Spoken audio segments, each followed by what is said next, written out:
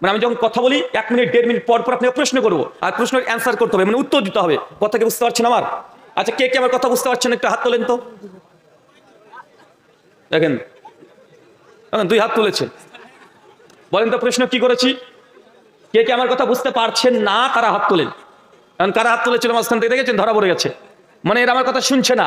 পবিত্র কোরআন সূরা জুমার সূরা নম্বর 39 আয়াত নম্বর 17 এবং 18 আল্লাহ সুবহানাহু ওয়া তাআলা কোরআনুল কারীমে বলছেন, আল্লাযীনা ইয়াসতামিউনাল কওল ফায়াত্তাবিউনা হাসানা উলাইকাল্লাযীনা হাদাহুমুল্লাহ উলাইকা হুম উলুল আলবাব। বাংলা মানে আল্লাযীনা ইয়াসতামিউনাল কওল, যারা মনোযোগ সহকারে কথা শ্রবণ করে।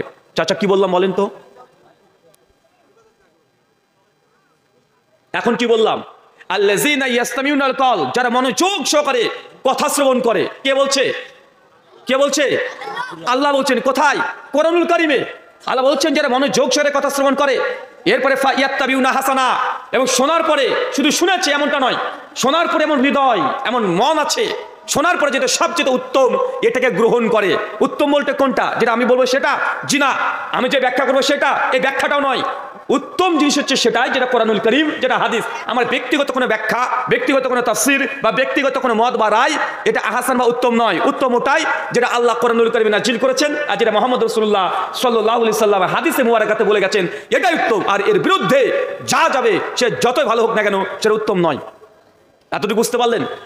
অনেকে ভাবতেন হুজুর মনে সুর দিয়ে বক্তব্য দিবে, বা আমি সুর দিয়ে বক্তব্য দিই না আর দিতেও পারি না। আমার আলোচনায় যে কাটা কাটা কথাগুলো শুনছেন এগুলো আমার আলোচনা। কথা কি বুঝতে পারছেন? এরপরে আরো আলোচক পূর্বেও গিয়েছে, পরেও আসবে, তারা সুর দিয়ে গজল দিয়ে আপনাদের মন হৃদয় সবগুলোকে সন্তুষ্ট করতে পারবে। কিন্তু আমার আলোচনায় কাটা কাটা যে কথাগুলো দেখছেন এগুলোই বিষয়ভিত্তিক। খুবই সংক্ষিপ্ত পরিসরে আলোচনা করব, বোঝানোর চেষ্টা করব যে আপনি যে ইবাদতগুলো করছেন এই ইবাদত করেও আপনি আবার জাহান্নামে যাচ্ছেন কি যাচ্ছেন না, এটা আপনাকে আজকেই এই সিদ্ধান্ত নিতে হবে। আল্লাহ বলছেন আল্লাযীনা ইয়াসতামিউনাল কওল ফায়াত্তাবিউনা হাসানা, যারা মনোযোগ সহকারে কথা শ্রবণ করে, শোনার পরে যেটা সবচেয়ে উত্তম এটাকে গ্রহণ করে। তার মানে বোঝা গেল মানুষ শুধু শুনলেই হবে না। শুনলে হবে? শুধু শুনলেই হবে? শোনার পরে হৃদয়ের একটা উন্মুক্ত যে না, আজকে যে আলোচনা হলো এই আলোচনার মধ্যে থেকে একটা জিনিস হলো আজকে আমি শিখবো, শিখে এটা আমলে বাস্তবায়ন করবো, এমন হৃদয় যদি কারো থাকে। আল্লাহ কি বলছেন? উলাইকাল্লাযীনা হাদাহুমুল্লাহ, আমি আল্লাহ সুবহানাহু ওয়া তাআলা এই কোয়ালিটির মানুষগুলোকে ধরে ধরে তাদেরকে আমি হেদায়েত দান করে থাকি। মানে হেদায়েত আল্লাহ যাকে তাকে দেন না, যার হৃদয় আছে গ্রহণ করার মতো দিল আছে আল্লাহ তাকে হেদায়েত দিবেন। আল্লাহ চাইলে আবু জাহেলকে হেদায়েত দিতে পারতেন কি পারতেন না? কথা বলেন। আবু জাহেলকে দিতে পারতেন না? আবু লাহাবকে দিতে পারতেন না? উদওয়া সাইবা ফেরাউন তাদেরকে আল্লাহ হেদায়েত দিতে পারতেন না? পারতেন। কিন্তু তাকে দেননি কেন? কারণ তাদের হৃদয় শোনার চেষ্টা করতো না। যখনই আল্লাহ নবী কোরআনুল কারীম পাঠ করতেন সেই সময় আবু জাহেল তো মানুষকে বলে বেড়াতো, তার অনুসারীকে, খবরদার মুহাম্মদের কাছে কেউ যাবে না, যখন কোরআন পাঠ করবে তাই কোরআন শুনবে না, ওই হাতে তালি মারবে, সিটি বাজাবে, ওর কাছে কেউ যাবে না। কারণ মুহাম্মদের কাছে যে যায় সেই তার ধর্মকে গ্রহণ করে নাই। আবু জাহেলের ভয় ছিল, তার জন্য সে কোরআন শুনতো না। আর যদি নাই শুনে, ভাই বলেন তো হেদায়েত পাবে? তার জন্য হেদায়েত পাওয়ার বড় মাধ্যম শুনতে হবে। তার মানে সবার কথা শুনবেন ব্যাপারটা এমনও নয়। শুনে মানবেন সবার কথা। আমি হুজুর হয়ে গেছে এই বক্তা, আমার প্রত্যেক কথাকে আপনাকে মানতে হবে এমনটা নয়। আলোচনা মানতে হবে আহসান উত্তম জিনিস, যেগুলো কোরআন বা হাদিসের কথা সেগুলোকে মানতে হবে। বক্তা যে কথা বলছে সেটাই মেনে নিতে হবে। এমন আল্লাহ কোরআন মাজিদে বলছে না, বা আমি যাই বলবো সেটাকে অন্ধের মতো আপনাকে মেনে নিতে হবে। এরা কোরআন বা হাদিস থেকে কথা বলছে না। আল্লাহ বলছে যারা মনোযোগ ছেড়ে কথা শ্রবণ করে, যারা উত্তম এটাকে গ্রহণ করে, আমি আল্লাহ তাদেরকেই মূলত হিদায়াত দিয়ে থাকি। আর এদের বসে বলছে আল্লাহ উলুল আলবাব, এরা হচ্ছে প্রকৃত বুদ্ধিমান। মানে সবাই বুদ্ধিমান নয়। আল্লাহ সুবহানাহু ওয়া তাআলা আমাদেরকে এই কথাটুকু বোঝার তৌফিক দান করে, সকলে বলি আমিন। চাচা কি প্রশ্ন করেছিলাম বলেন তো? ইবাদত কাকে বলে? বলেন ইবাদত কাকে বলে? ইবাদত কোন ভাষা? জি, ইবাদত কোন ভাষা? আরে ভাই এতটুকু ক্যান্সার করেন না ভাই, আমার সমস্যা এটা। আপনাকে কথা বলতে হবে। ইবাদত কোন ভাষা? আরো জোরে বলেন কোন ভাষা? আরবি ভাষা। আচ্ছা ইবাদত তো আরবি ভাষা, আমরা নিঃসন্দেহে জনসাধারণ যারা আছি তারা আমরা আরবি ভাষার পণ্ডিত না। আচ্ছা ইবাদত বলতে মাতৃভাষায় বাংলা ভাষায় ইবাদত কাকে বলে? কাকে ইবাদত বলে? আল্লাহ সুবহানাহু ওয়া তাআলা বলছেন কোরআনুল কারীম সূরা জারিয়াত 51 আয়াত 56, ওয়া মা খালাকতু জিন্না ওয়া ইনসা ইল্লা লিয়াবুদুন। অবশ্যই ওয়া মা হচ্ছে নাফিস সিগা না বোধক। আল্লাহ বলছেন অবশ্যই আমি মানুষকে জিনকে আমি আল্লাহ সৃষ্টি করতাম না। আল্লাহ অস্বীকার করছে।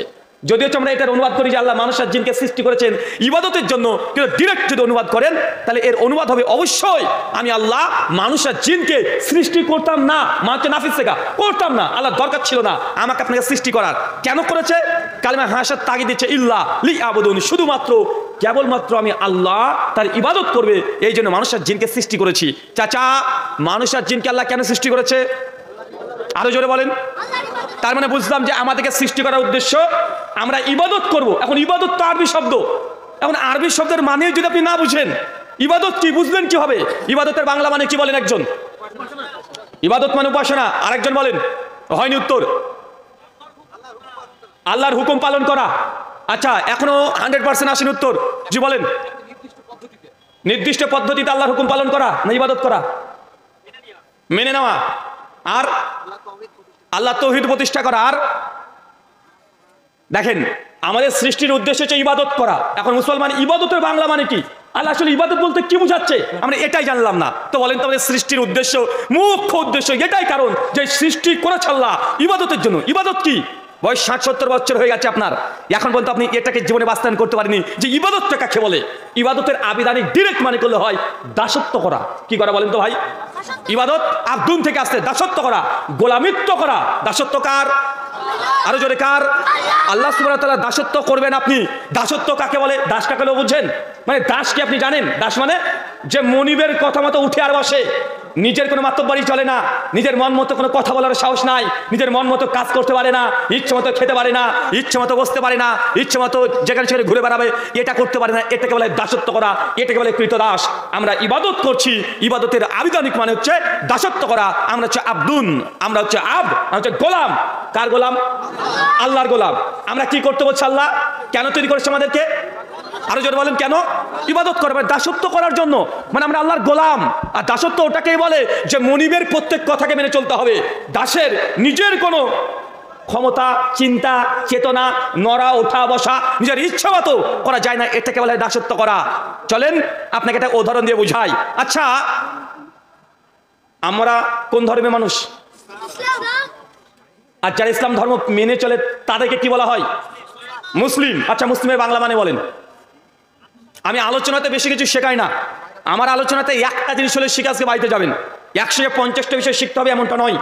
আর আমি রাত্রি 11টা পরে কোনো আলোচনা করি না। এটা আমার কমিটির সঙ্গে যখন আমার আলোচনা হয়, প্রত্যেক পশ্চিমবাংলায় যেখানে ডেট নেওয়া হয় সরাসরি আমার সঙ্গে কথা হয়। আর কমিটিকে ডেট দেওয়ার আগে আমি বলে দিই যে সময় কখন দিবেন, মানে আগে ডেট আমি ঠিক করি না। অনেকে বলে যে রুহুল আমিন ভাই আমাদের অমুক জায়গায় আসতে হবে, তো একটা ডেট লাগবে। আমি বলি যে আপনারা প্রোগ্রাম করবেন, আমাকে দিবেন কয়টায়, আগে কয়টায় দিবেন এটা ঠিক করেন। আমার সর্বশেষ টাইম হচ্ছে রাত্রি 11টা। এই 11টার পরে আমি প্রোগ্রাম করবো না। যদি আপনাদের মনে হয় যে আমাকে আপনাদের প্রয়োজন তাহলে নিতে পারেন, নচেত নেওয়ার প্রয়োজন নেই। আপনারা আগে কমিটি মিলে আলোচনা করে দেখেন যে 11টার দিকে আমাকে নামিয়ে দিতে পারবেন কি পারবেন না। আপনারা সারা রাত প্রোগ্রাম করবেন না কি করে সেটা আপনাদের ব্যক্তিগত বিষয়। আমার পরে 10টা আলোচক তোলেন তাও কোনো সমস্যা নেই, কিন্তু আমার সময় রাত্রি 11টাই কমপ্লিট। 10টা 50-এ দিলে 10 মিনিট বক্তব্য দিয়ে স্টেজ থেকে নেমে পড়বে 11টায়। এটা আমার নিয়ম, আর এটা আজকে এই বলে এসেছি। তাই আলোচনা কিন্তু 11টা পর্যন্ত হবে। একটা জিনিস হলে শিখতে হবে। ঘন্টার পর ঘন্টা 10 ঘন্টা আলোচনা শুনে যদি কিছুই শিখতে না পারেন, এই আলোচনা শোনার নাম বা ফায়দা কি?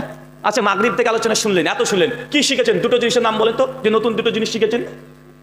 কি শিখেছেন?